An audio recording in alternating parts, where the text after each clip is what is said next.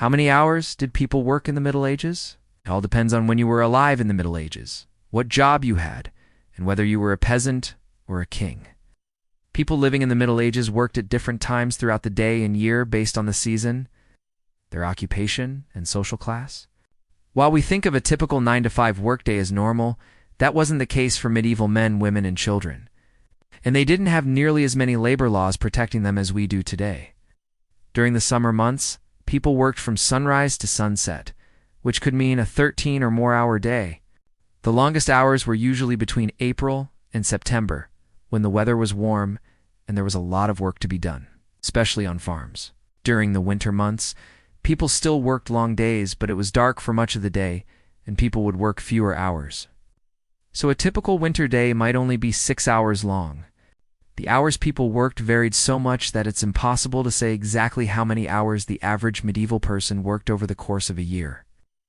But we do have some estimates. According to some research, a medieval peasant might work around 1,620 hours a year. That's less than the average American worker today, who works about 1,940 hours per year. But keep in mind, the American worker has the benefit of modern technology and doesn't have to do everything by hand. Farmers or miners in the United Kingdom might have worked around 1,980 hours a year, according to a study by the British Academy. But again, those farmers were living in the Middle Ages with limited technology. In addition to the number of hours, it's important to remember that the type of work people did in the Middle Ages changed over the course of a year. Many people, particularly peasants, worked in agriculture, so their work hours varied based on planting and harvest seasons. But what about craftsmen, the blacksmith who made the sword or horseshoe, or the tailor who made the tunic, or the shoemaker who made the shoes? Well, they probably had more regular hours. Their work depended on demand, and they might want to be open for business when people were most likely to need their services.